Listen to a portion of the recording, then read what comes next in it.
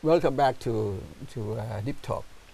Ambassador, India is a big country and it has very much a lot of role to play, not only bilaterally but vis-a-vis international organizations like ASEAN and the world. With ASEAN, it would be 20 years now of the relationship when you became a dialogue partner. And what do you plan to do to enhance greater relations, between India and ASEAN? Yes, these 20 years have been very eventful between the relationship between our country and ASEAN countries. We've actually traveled through a lot of issues and many conferences later and meetings later. We find that we have now reached a stage where we are nearing completion of the free trade agreement, as we just talked about. Now we feel that that would be a big plus because our natural affinity and ASEAN's affinity is to get closer to each other in trade and economics. It's also bolstered by the fact that we have regional connectivity. We are countries very close to each other, both by sea as well as by road. As far as road connectivity is concerned, we are trying to revive the trilateral highway project, first of all, with between Myanmar and Thailand and India. It's actually been revived already because we have already met in the trilateral format 2 months ago.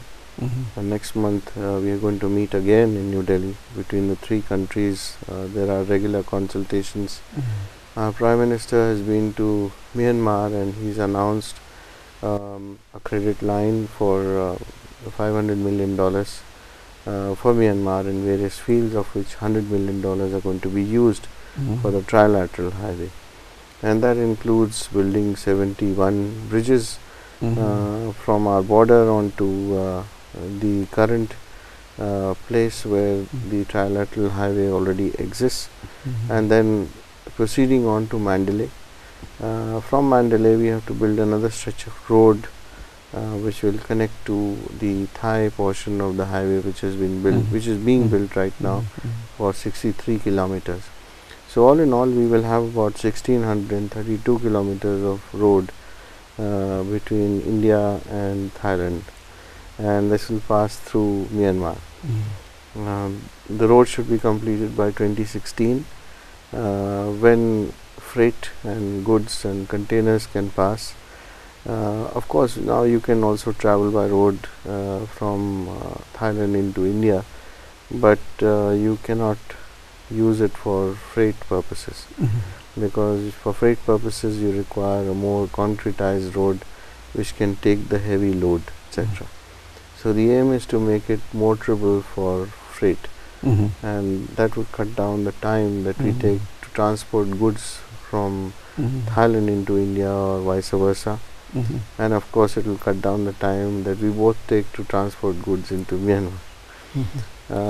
Also the plan is to connect this to the development of two major ports in Myanmar, which is Sittwe and Dawei. And we also have a project in the BIMSTEC context. There is a regional organization called BIMSTEC which has talked about a multimodal transport system project which involves the port of Sittwe. So it will involve sea, river and road, and eventually we will connect these two ports with the trilateral highway, which will be ready by 2016. So this will benefit our northeastern states, 4 of them, Myanmar and Thailand. And of course later on the idea is to take this trilateral highway down all the way and connect it with what we call the ASEAN highway, which is a ASEAN project, in which case it will be connected to the ports in Vietnam and Laos, Cambodia, etc.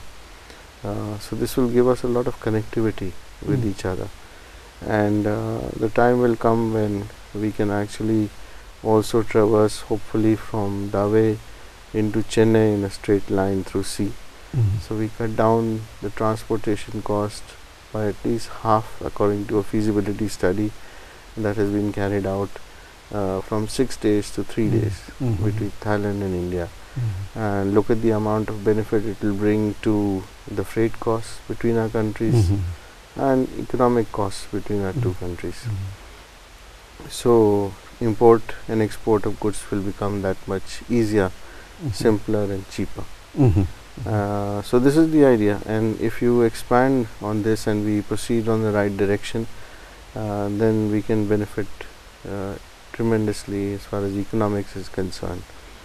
But it's not just trade and economics, it's also about a question of making sure that our interrelationship leads to much greater achievements in other fields. And so because of that, India is engaged in about 150 projects with the ASEAN countries today.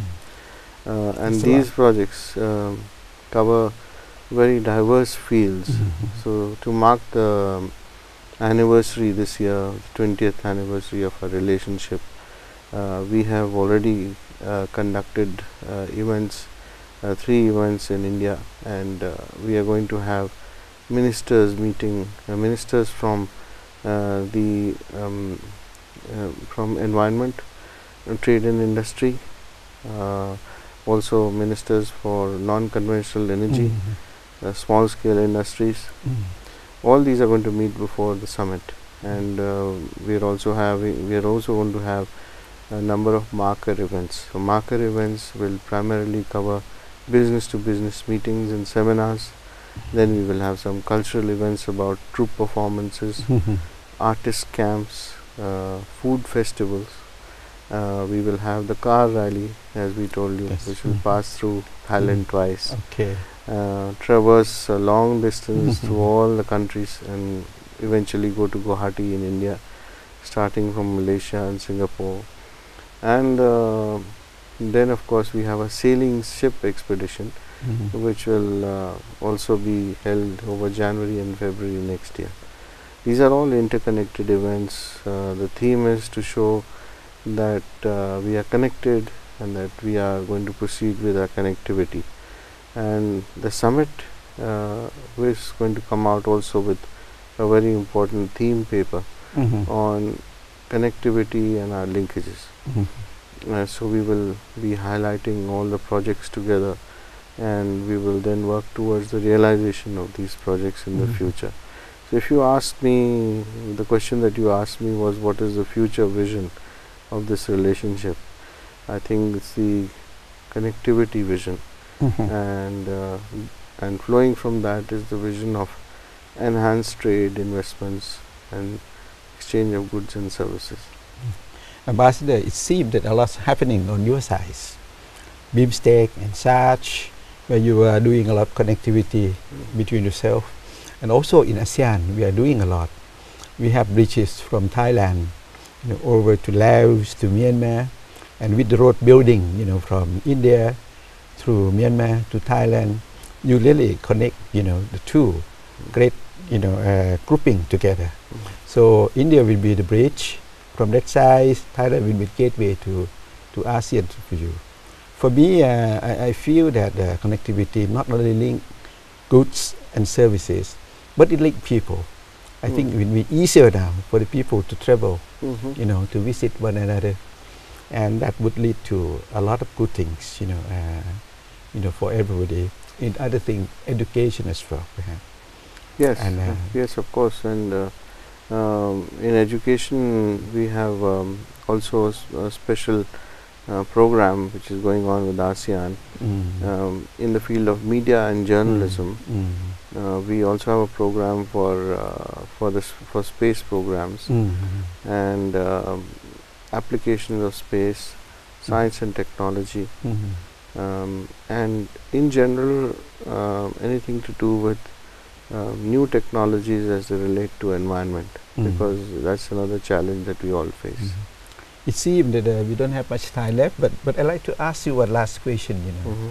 With the ASEAN community coming to being in 2015. ASEAN Economic Community, ASEAN Political and Security Community, and ASEAN Socio-Cultural Community. You know, all coming into being in a few years. How do you see the opportunity for India? You know, with a new a community, in particular the AEC, becoming one market. Yes, I think the biggest opportunity is the economic opportunity. We have a lot of gaps to fill within ASEAN, and of course India has, as you know, one of the largest manpowers in the world. We also have a very large technical trained force. There are some gaps that we can fill in the ASEAN economic community, and we can also think in terms of making sure that our educational exchanges complement each other. So that would be a long-term requirement which will be fulfilled on both sides. Actually, there are a lot more questions I'd like to ask you. Indians' view of the world, you know, how you interact with the world, you know, you are economically, politically in Asia Pacific. But perhaps we can leave those questions for the next time when you visit us again sometime. Today we have limited time. Thank you very much, Ambassador, for your visit to Rangsit University. Thank you very much indeed. Thank you so much. Thank you. Goodbye.